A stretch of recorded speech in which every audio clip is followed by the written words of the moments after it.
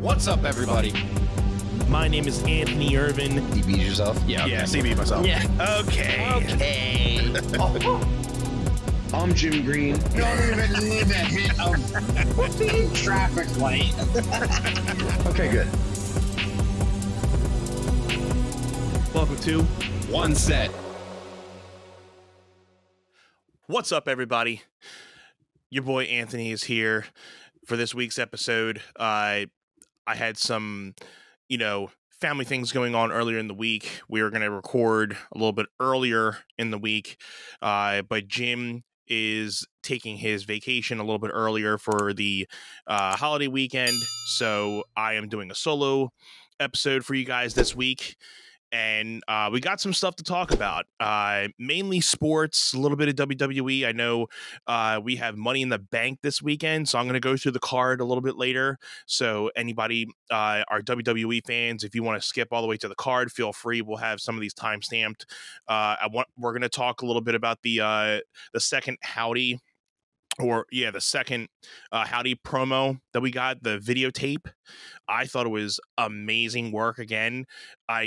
I feel it was, not as impactful as the first one, just because it was the first time we've seen Bo Dallas in his form like that. But again, we'll get more into detail with that. I want to talk a little bit about the NBA draft that happened. And, we had some, just the main points. I'm not going to go through a lot of the draft because the main points are, Bronny James. We have the first son and father duo in the NBA, which on the same team, and like it, love it, hate it. For the concept of it, it's cool, marketing tool. It's a business thing. I get it. It's the first for the NBA, and we'll just kick it off with this. It was cool to see a father. It's one thing any father seeing their son being picked to go into the NBA has to be one of the most amazing things in the world, to know that your son has worked that hard and sacrificed so much to get to that level, and his dream finally came true. That has to be one of the proudest moments for not only the son but for the father as well. But when it comes to a generational thing of somebody like LeBron James, who came into the league as a teenager and is still going after 21 seasons, and the way that he's been impacting the league, and I've said it on the pod many times that I don't not like LeBron. I just think, obviously, when we compare him to Jordan, I think in this, I've come to a conclusion that for this era, LeBron James is the best basketball player right now. Would LeBron James be as impactful in Jordan's era? I don't think so. And the same goes for Jordan. I think he wouldn't be as impactful as if he were to play in today's game, because it's two different time eras, two different ways the game is being played. So I think when it comes to stats and longevity, LeBron has an incredible career. But when it comes to like championships, finals MVPs, and records, Jordan crushes it. The guy did not lose in the finals. When you were in the finals and you were up against Jordan, you were hoping, he, like, God forbid, broke like an arm or something, because he was, if you said anything to ignite that fire on Jordan, you were done for. And I think with LeBron, people fear Jordan. I don't think they fear LeBron like they fear Jordan. Now, that doesn't still mean that LeBron is not a great player. He is a wonderful player. And I can go on for this for another 15, 20 minutes. But, I'll get back to the point being that with LeBron's career, for him to say that he has had a 21 year career with everything that he's done he has nothing more to prove. He's gotten a couple of his championships. Yeah, he can get more, but he's, the top scorer in the league now. And he's broken that record. He has nothing really more to prove. So for him to try to get his son into the league and say, hey, this is how I'm going to end my career, to be able to play on the same court in the NBA with my son, that's got to be a proud dad moment. And when we see next year that first game, now I don't think Bronny's going to be starting. I mean, I know LeBron's trying to pull a lot of weight on the Lakers right now, and I'm sure Lakers fans are very, wishy-washy on the fact that, obviously LeBron had a lot of pull to get that done and get that made. I'm sure not everybody was on to be able to try to get Bronny on the team. Here's the thing, he was picked the 55th pick in the second round. Now, it's good that they at least waited till the second round. I think obviously it would have been more crazier if they just picked him first and made their first pick him when there was a lot of other players. Do I feel there's a lot more players that probably deserved it? Yes, because I don't think Bronny's ready. And you can just tell in the reports that he's not very highly rated. He wasn't really highly rated in that group of kids that were coming into the draft.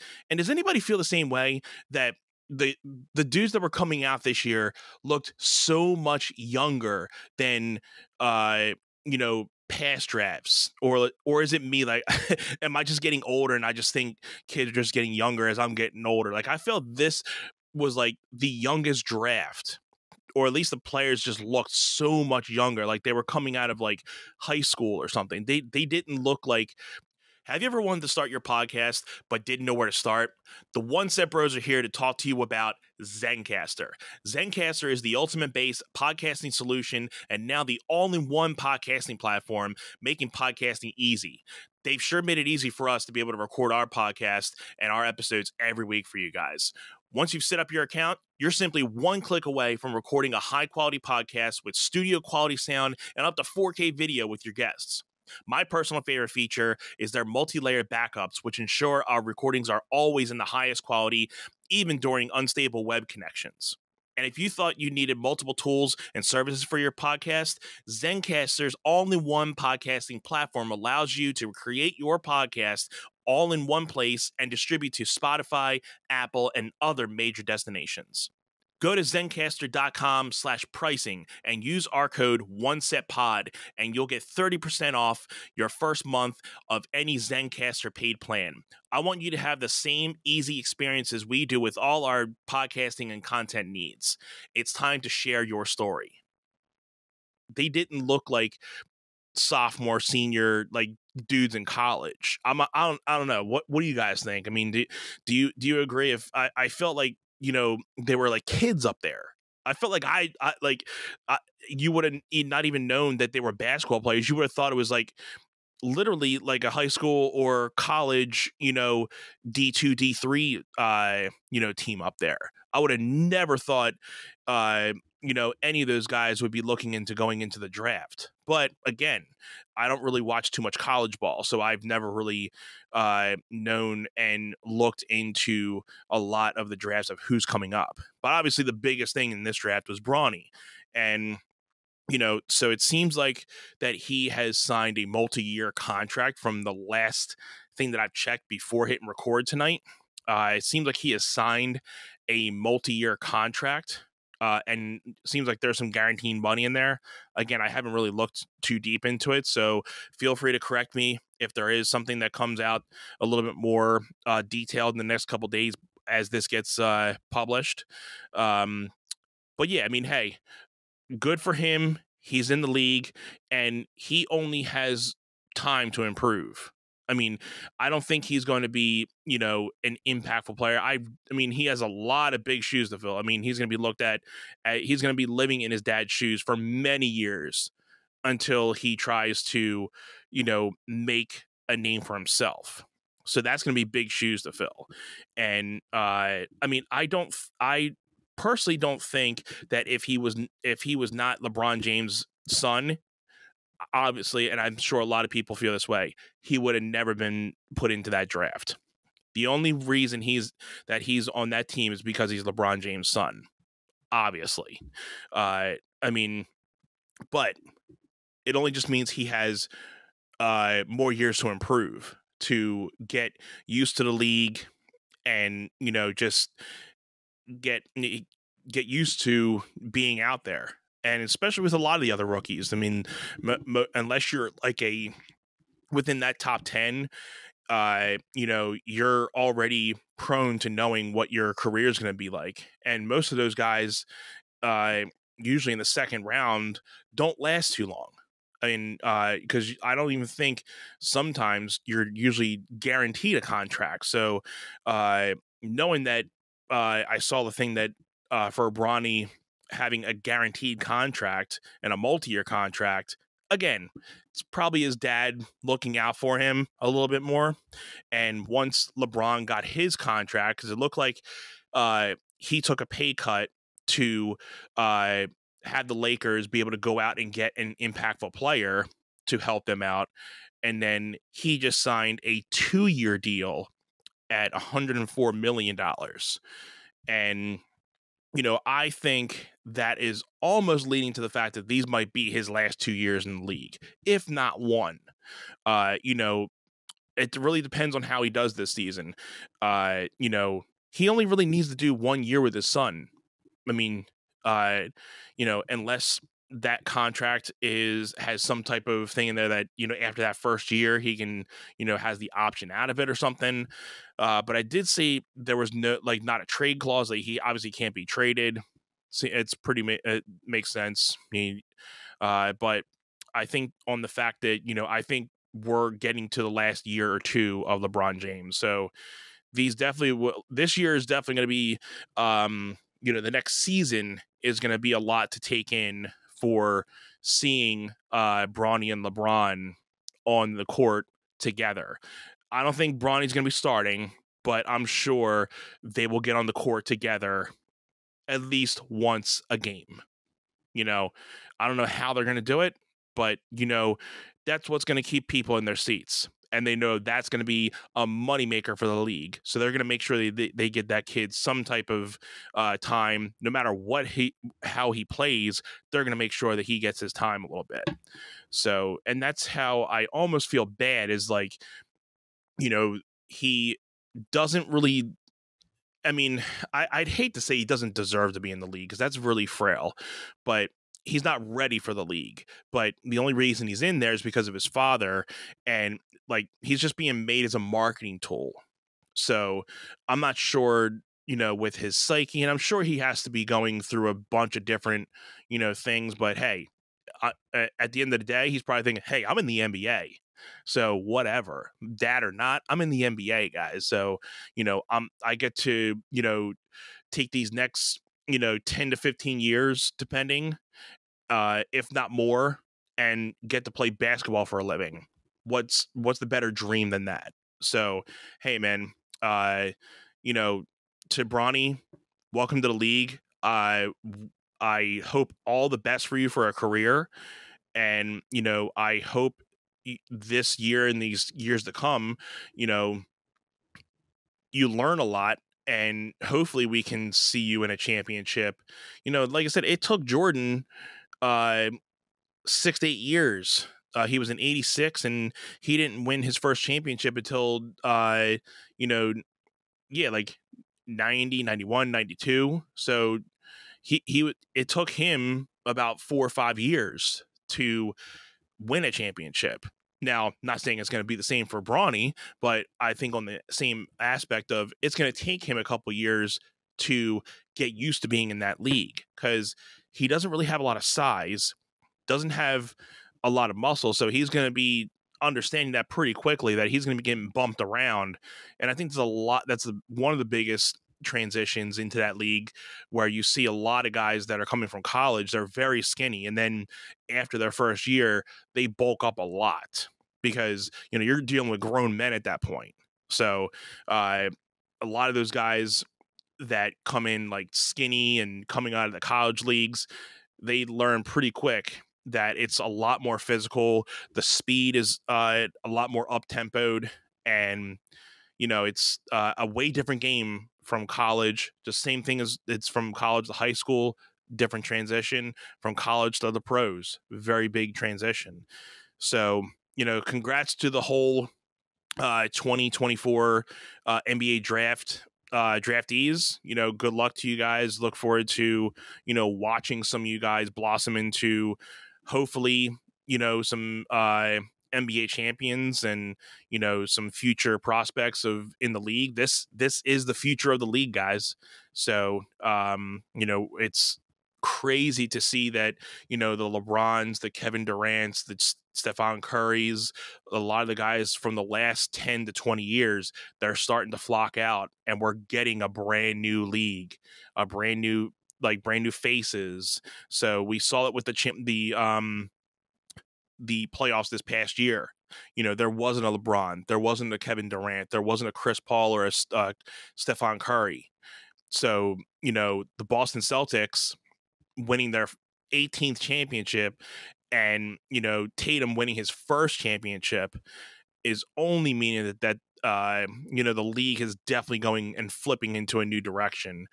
And the Mavs, although I think it was their first time as a team for them in the championship, it's experience. Boston's been in that spot before, so they had a lot of experience. So you can never bet against experience in the NBA Finals. So I definitely think the Mavs definitely are contenders still.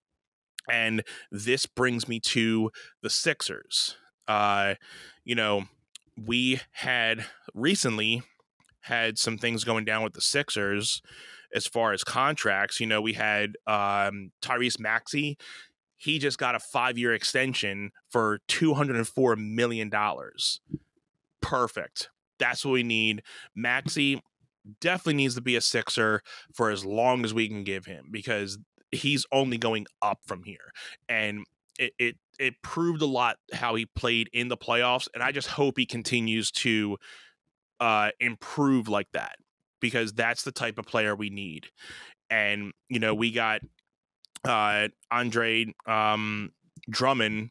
We picked up him. Now he's going to be of course the guy who's going to be stepping in for Embiid when Embiid's out. So he's going to be the backup guy for Embiid. Dude, I've been getting this annoying itching feeling under my armpits from the deodorants I've been trying and using, and I can't seem to find something that works for me. Have you ever tried maybe like a natural deodorant? Natural deodorant? No. Are you insane? No. But I am wild. Oh! Wyatt is the UK's #1 natural deodorant company that focuses on performance, sustainability, and style. Their mission is to clean up the bathrooms by leaving it free of ugly, single-use plastic bottles and unnecessary chemicals. You know why Wyatt is great? Because it actually works, and it's eco-friendly and contains over 98.5% natural ingredients. They have a fully sustainable design with aluminum cases that last for a lifetime, plus biodegradable, recyclable refills. And you know what's cool? They can actually imprint your name on these aluminum cases for a small additional fee. Wyatt is super convenient with flexible subscription options or paying as one-off purchases. And you can customize your order by choosing your case, color, and various scent combinations. I know I have the Ocean Mist, the Fresh Cotton and Sea Salt, and the Orange and Neroli flavors, and they all smell super great. And what's best about them is they don't just wear off immediately, and then all of a sudden you smell like BO. Yeah, I've been rocking the sandalwood and patchouli scent right now. And again, great scent, lasts like throughout the day, that you're pretty much protected throughout the day. And I also was able to try the mint and aloe vera. Big aloe vera fan, right on point. long lasting, and you can look forward to these cases and scents in a limited edition every month. Go wild today with a special discount of 25% off your first order when you get the code OneSetPod at checkout. Go to wearewild.com and use the code OneSetPod at checkout and enjoy. Now, I thought it wouldn't be a bad idea to have them both out there at the same time, because we do need some height on the team as well. So I know Drummond is not as big as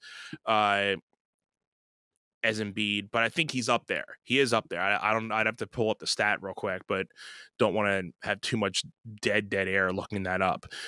But I think it's more important to probably keep him as a, thing as Embiid is playing, give him some rest time, put in Drummond when Embiid's ready to go back, give him, the time, because again, I've said with Embiid, it really depends on how he comes into the league. He's never came in great condition at all, and he's always hurt. And when he gets hurt, his recovery time varies, and when he comes back, it's like he has to get back into condition again, because he just doesn't know how to keep himself in condition. And as a pro player, that's one thing you should be knowing to do, is to keep yourself in condition throughout the basketball season. And even, in the off season, you can not necessarily be lackadaisical, but you can be off your conditioning a little bit, but you still should be somewhat in shape. So then it's going to lessen the impact of trying to get back into shape every year. You're getting paid for that, to do that. So I think that's where the maturity level in Embiid is, that he doesn't care that enough to keep himself in the right condition every year. So we'll see with the new coach too. This was his first year of coaching, so it was very up and down. I think this is going to be another impactful year for the coach, for Nick. And it's going to be depending on how the year goes, he could be out of here within another year or two as well. And also, we picked up Paul George. We just gave him a contract, so I think that is a very good pickup for us. I was talking about that a couple weeks ago in the last solo episode I did, that we were going between, rumors of either Paul George, who was it? There was LeBron James going around, or Jimmy Butler. So obviously Paul George was the one to win the race, so which I didn't expect to.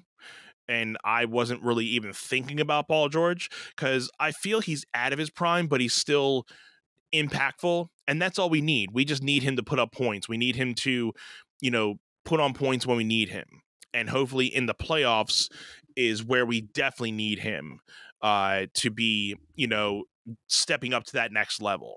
And as the Sixers are, we have been going into the playoffs, but I feel we don't turn up the level quite enough from the regular season. Just like in football, playoff football is mentally different than what regular season football is, and so should basketball. The regular season, you're in one mental state, but when it comes to playoffs, that's a totally different mindset, because you lose 1, 2, or 3, then that's very big on your mental state, because you're going home in another game. So being mentally focused in the playoffs is very, very important.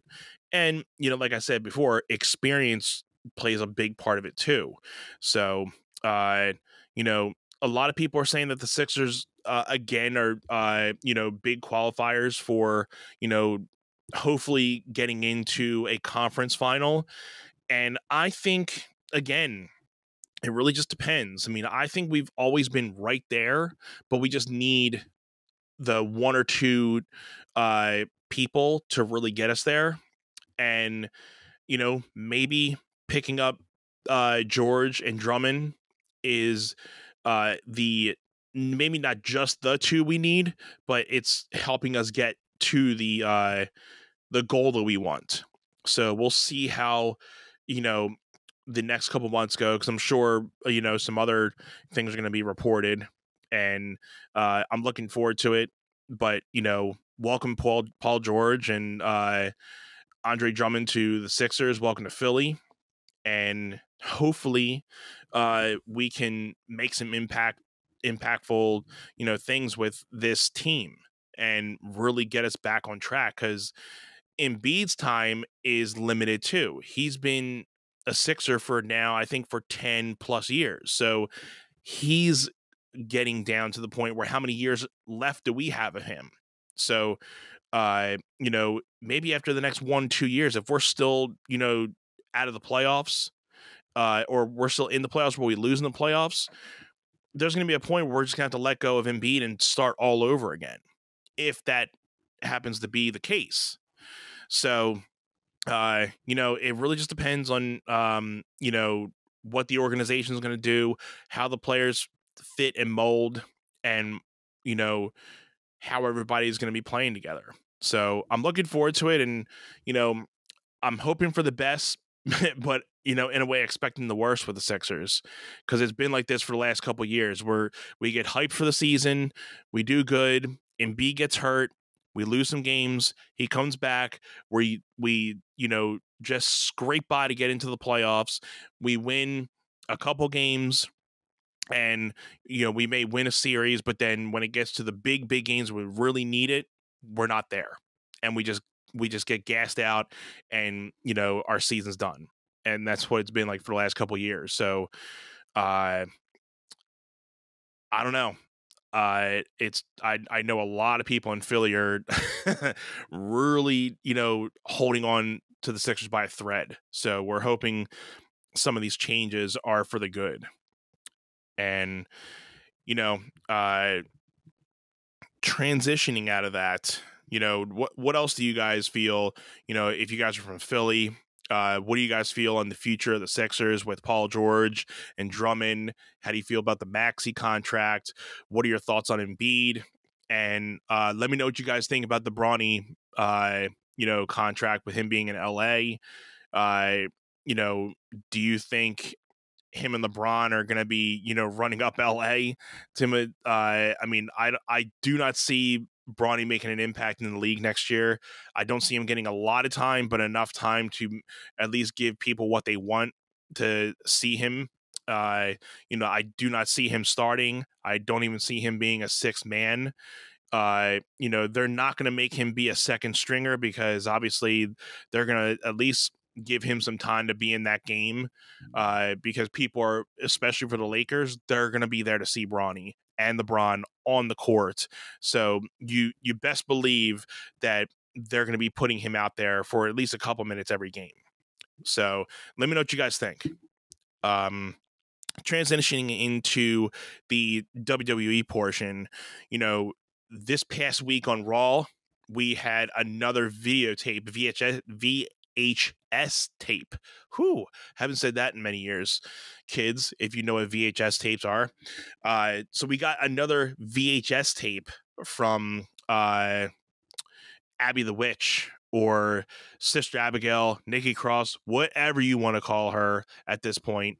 But she handed Michael Cole another tape, and it was almost like a part 2 of the Bo Dallas Taylor interview. But just like anything, you have to dissect these things. And like I said earlier, I don't think it was as impactful and like as wow factored, because I think there was more dialogue that you had to dissect in this one, more than looking at the first one and being like, wow, Bo Dallas is here. He's, you can see Bray in him. You can do this and like that. But now I think this one was more like, okay, you got to look at each the things that he's saying and, dissect a lot of these things. I think the main thing that the promo was talking about was family, and the part of, making, why we should care about each of these people in this family. Kind of like how Jim has been talking as well. We've been talking a lot on the outside of the podcast, just talking about, WWE is doing a good job right now of trying to make sure that they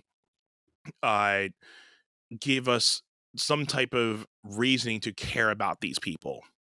And, Bo Dallas is, putting out these little snippets of like, they weren't chosen. They were just willing to be here, So, and the one quote that really stuck out to me, which really kind of almost gives a little bit of glimpse into the people that they're really targeting and why they're targeting them.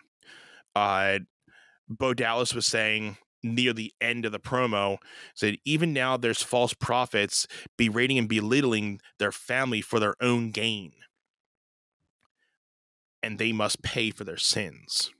So obviously the first person that comes to mind with that is Chad Gable, who they have already targeted.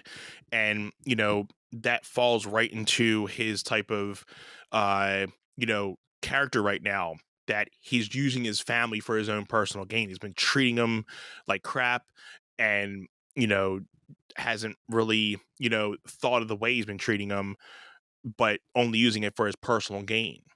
Even though he's apologized to them, I think it was last week that he apologized to them, but they were like, yeah, I mean, we're glad you're okay, but like we said, we're done with you.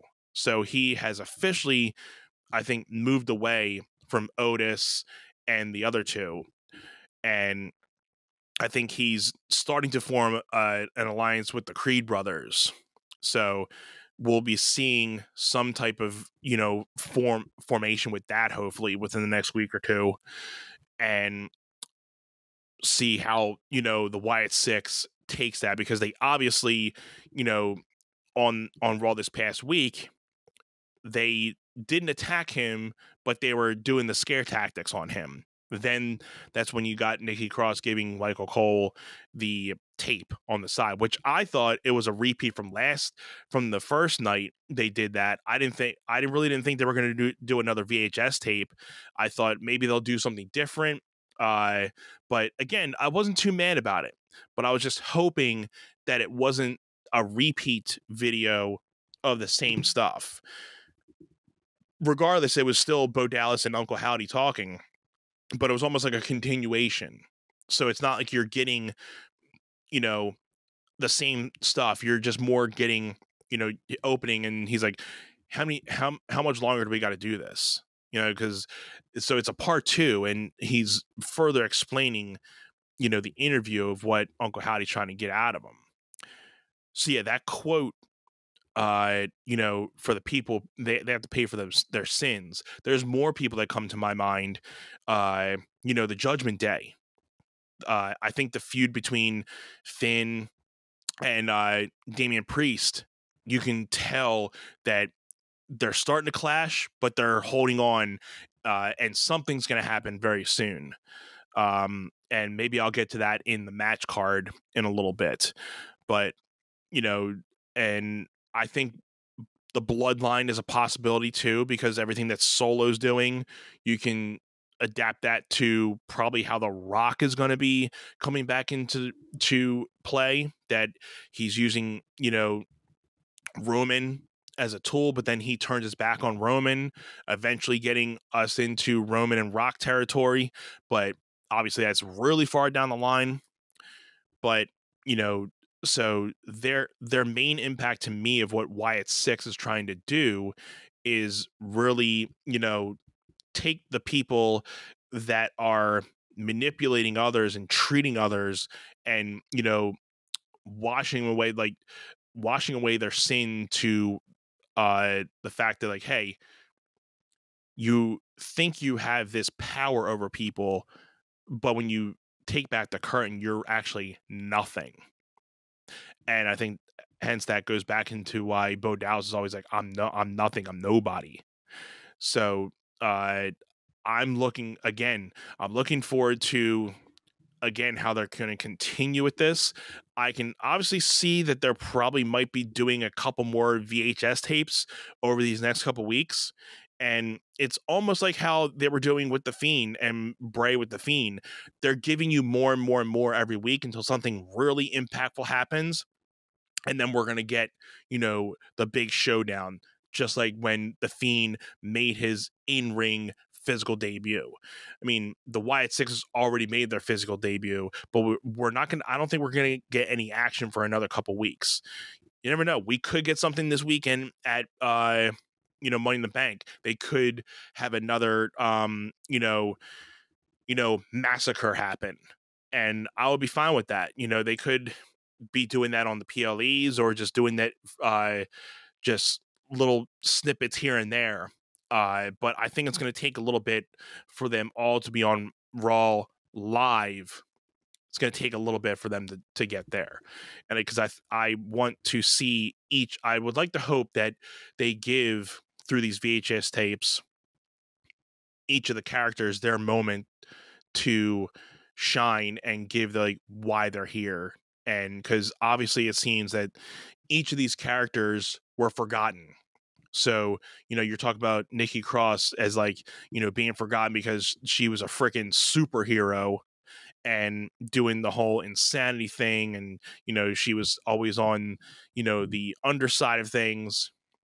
And I don't really know much about Joe Gacy. Dexter Lumis coming from NXT and his little character. And, when he came into the main roster, I mean, he had the little thing with Indy, but I just don't think people connected with him like they did in NXT. So, and Bo Dallas, we know he had a decent run, in the past, with the B team, with Curtis Axel, and doing his Bo Leave, bit. He made an impact, but just, then he eventually got released and people forgot about him until he was brought back into, the WWE. And then we realized that he was Uncle Howdy.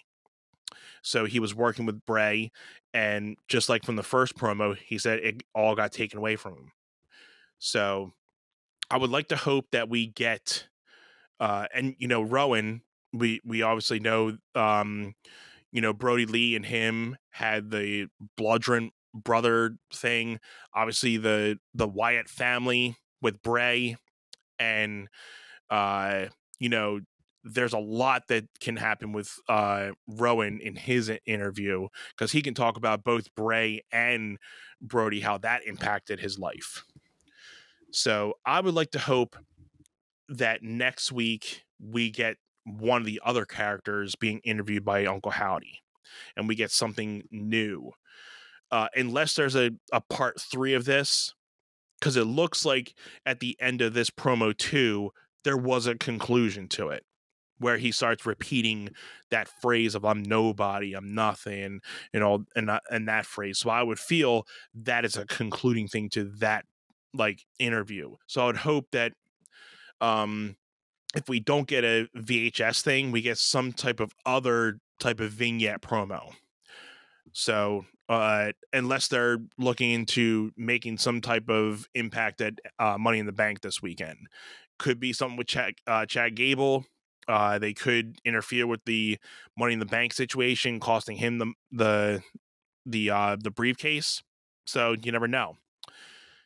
So speaking of Money in the Bank, let's just take the rest of the time to go over this card. And so I'm pulling up the card here, and I'm just going to go right from, we have 5 matches. I'm going to go from the bottom because it looks like this might be the way the card goes, because we have the first 2 matches being the Money in the Bank contracts. I would probably think, the first one they'll open up with the women's Money in the Bank ladder match. So we have Chelsea Green, Io Sky, Lyra Valkyra, Naomi, Tiffany Stratton and Zoe Stark. So for me, I think everybody's really going to be bumping for Chelsea Green to get this win. But I have two scenarios. Tiffany Stratton would be my number one pick to win this. Or they've been really hyping up the Lyra Valkyria. They've been really giving her a big push. So I can see Tiffany and her being the last two, and probably Io Sky in there. I would think that might be your final three in that match. Or you could have Chelsea Green as a final three too, because you have the most impactful person in there. You could get Chelsea playing the heel type of thing where she gets taken out early in the match and you don't see her for a little while, and then she comes back at the end to either cost somebody and almost gets the belt. I really don't think she's going to get it. I would be very surprised if she wins, but I definitely think she pulls that type of scenario where she gets hurt, gets out of the match, comes back in later during an impactful moment. That type of scenario. So I'll put my money on. It's gonna be hard, but they've been really going off of Valkyria, but Tiffany Stratton has been getting a lot of hype too. So if they really want to build one of these two, I think they're probably going to try to do something with Tiffany. So I would say Tiffany Stratton is my go-to for that. Now we have the men's Money in the Bank ladder match. I think we might get a singles match in between those, but then again, they could go back to back. If they do a singles match, it could be the Sami Zayn and Braun Breaker. And, I'll give my 2 cents after. So we'll do the Money in the Bank. I'm just going to go off how this card is. So the next one up is the men's Money in the Bank. So we have Jimmy Uso, Carmella Hayes, Andrade, Chad Gable, LA Knight, Drew McIntyre. So I'm going to tell you this right now. CM Punk is costing Drew again this match.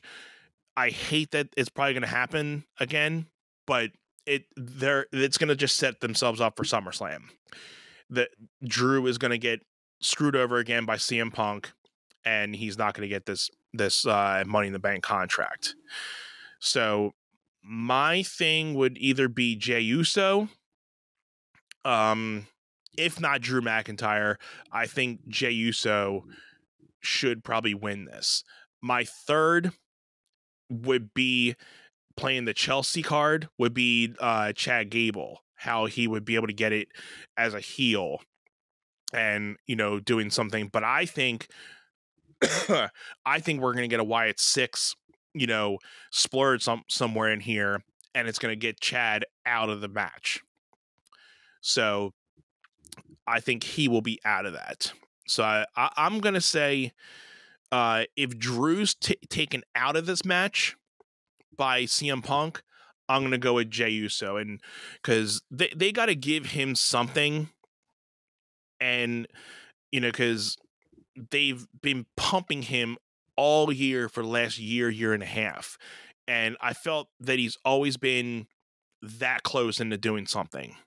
Now he's had some titles, he's had this and that, like the tag team belts and everything, but he hasn't had something like as a singles competitor to really make him be like, okay, cool. I mean, he has the crowd next to him, he has the yeet and everything, but if they really want to keep his thing going, they need to give him this Money in the Bank ladder match win to keep his relevancy going through the fall. Because I don't know how much longer, the yeet movement is going to last if he doesn't have any type of belt or some type of significant thing. I mean, if he doesn't, obviously I think he's going to go back into the bloodline when Roman Reigns gets in here, and he's going to match up with Jimmy Uso as well.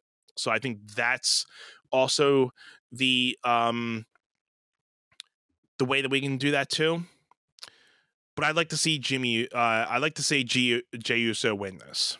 So I'll say if Drew's not staying in this match and he doesn't get screwed over by CM Punk, I think he wins. But if not, I think Jey Uso will get it. So next we have Sami Zayn versus Braun Breaker. I'm going with Braun Breaker on this. I think he's been having an impactful spot in the main roster, and I think this is his time to be, hey, let's give him the Intercontinental belt and let him run with it. Because it could be the same thing with Sami Zayn. I think he's been doing a great job, but I think you never know. He could be the pawn in getting back into the bloodline when Roman Reigns comes and they need that fifth or fourth person to help them out when The Rock comes. And Sami Zayn realigns with the OG bloodline. So it's Roman Reigns, the Uso brothers, and Sami Zayn. So I think we get that eventually. So I'm going to say Sami Zayn does not retain, and he falls short to Braun Breaker, and you have a new Intercontinental Champion. So we have the World Heavyweight Championship belt being defended by your champion, the Damian Priest, who's defending it against Seth freaking Rollins. Here's the thing. I didn't think Damian Priest was going to win the last one. I think me and Jim had him out that he was going to lose. So I did not expect him to keep it this long.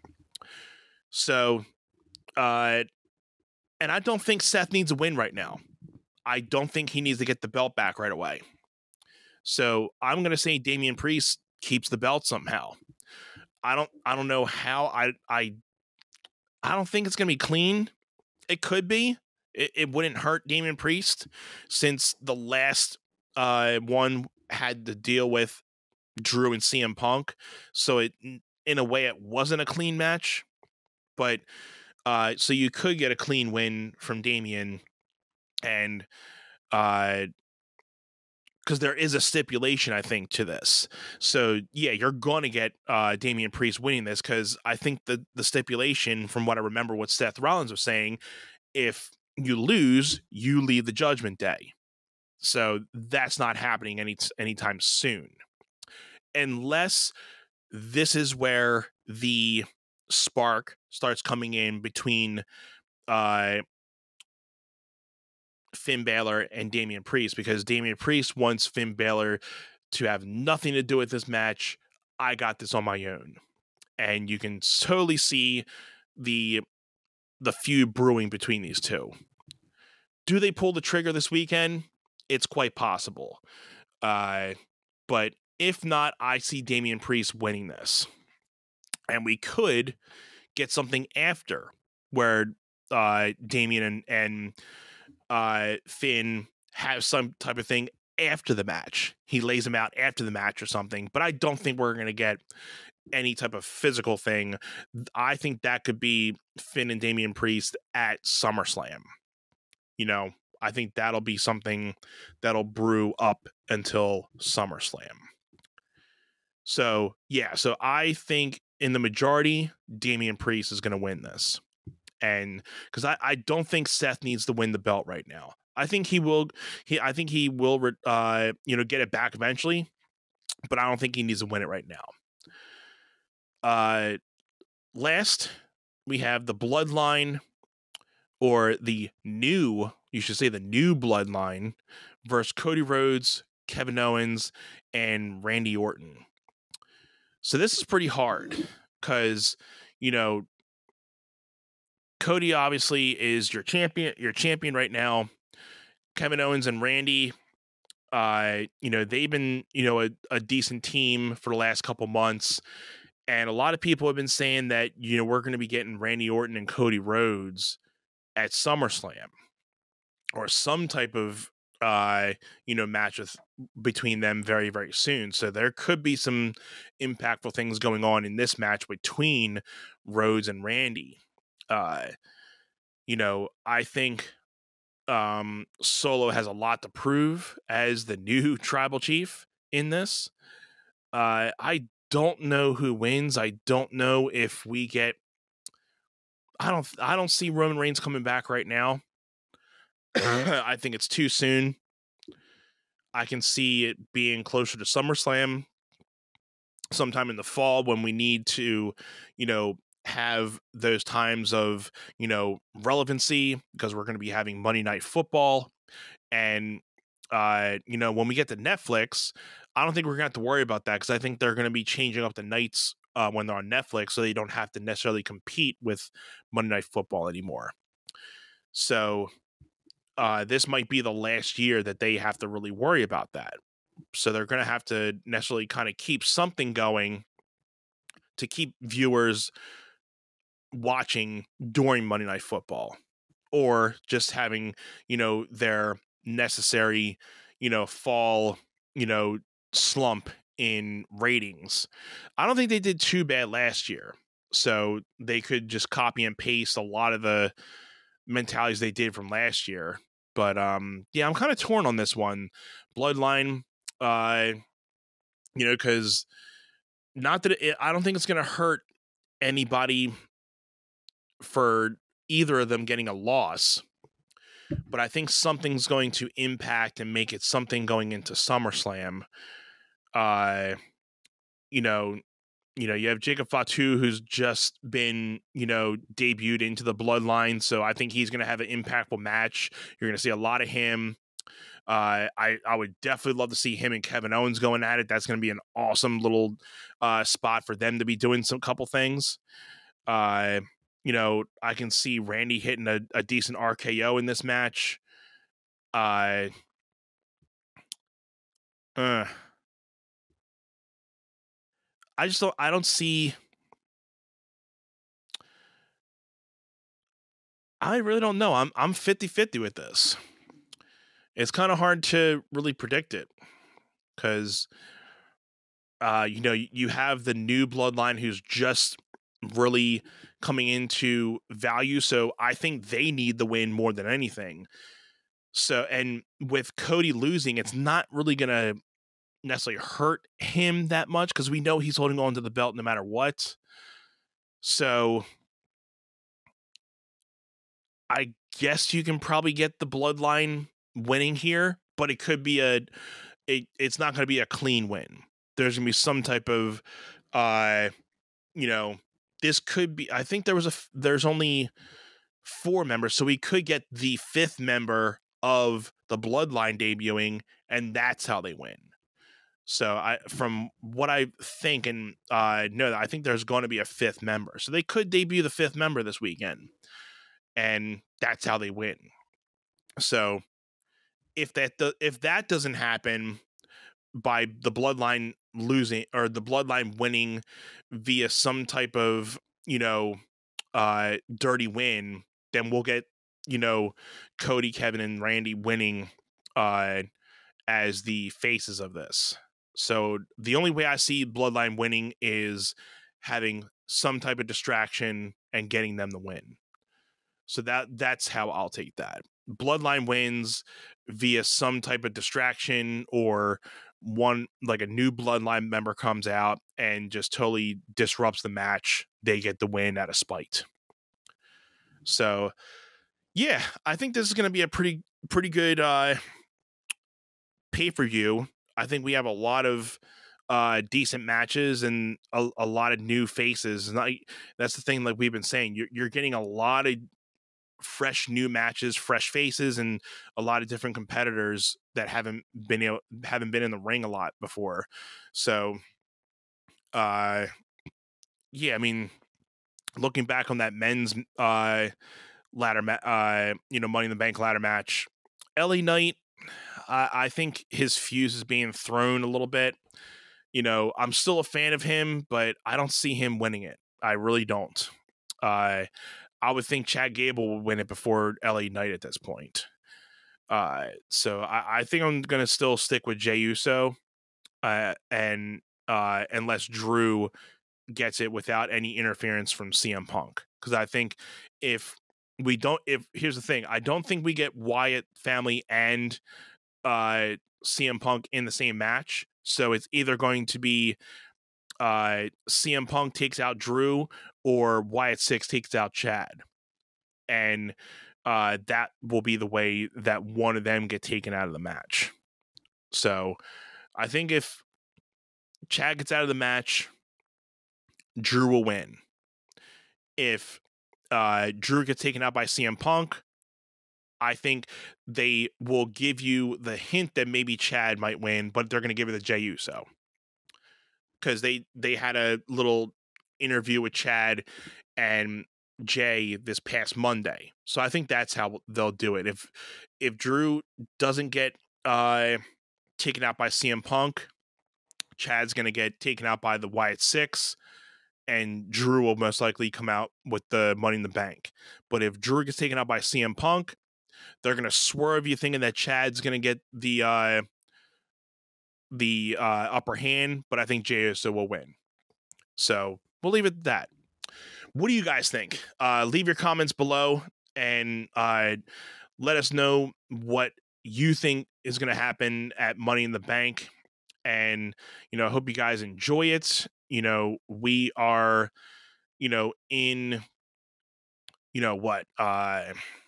April, May, June, July, April, May, June, July, 4 months removed from WrestleMania. So, we're just getting into, we're just coming out of like the slump of like everything's kind of starting to refuel now, I think, because we're getting closer to SummerSlam. And, we'll do, some SummerSlam predictions once they get there. Might do a little bit of something more. We'll see what the time is like around there. And again, just let me know what you guys think about the match coming up this weekend. What do you guys think about the NBA situations I talked about tonight? How impactful Bronny's going to be. Not even in the first year, but how he's going to be an impact into the NBA. And any Sixers fans out there, what are your thoughts on next year? Are we going to be another, first round, second round out team again? Or do you think we have a good chance of making it past? I really don't think it's still going to get us past Boston, but do you think we're contenders for a conference final appearance next year? So let me know. This has been another episode of One Set, guys. Make sure, if you haven't already, make sure you like, follow, and subscribe us right here on YouTube. Every Friday at 9 a.m. we're uploading new episodes, and you can catch us on our socials on Facebook, Instagram, TikTok at onesetpod.com. Hit us up with an email. Let us know what you think of the podcast, if there's anything you guys want us to talk about specifically, or if we're not talking about something enough, or you're like, hey, I don't really like this part of thing. We're always trying to, adapt our podcast and, talk about things that we want you guys to hear. And we want to make sure that we're talking about the things that you guys want to listen to. So the feedback is always, generally appreciated with me and Jim. And again, I want to extend my thank yous, since I didn't get to last week. Thank you to everybody who subscribed within these last 2 weeks. Our Uncle Howdy video is now past, or probably even close now, to 18,000 views. Thank you guys so much. When we uploaded it, we did not expect it to blossom that much. We thought we would get a couple thousand, but nothing from what it was. And we got so much engagement, people who are loving the Uncle Howdy stuff. And that's why we keep on talking about it, because we are such big Bray fans, and we're so in and dialed into this Uncle Howdy stuff. So, be prepared for us talking about it a little bit more. And also next week, I think me and Jim are going to do a mid-season review on House of the Dragon. So be prepared for that if we don't do it next week in the coming episodes. That's getting to be heating up pretty well. If you guys are watching it, we won't do any spoilers at this point, but we'll give our, mid-season review, because episode 4 comes out this Sunday. So we'll give our mid-season review very soon. And again, guys, thank you all for subscribing, and thank you all for being a part of the One Set fam. We will see you on the next one. Peace, guys.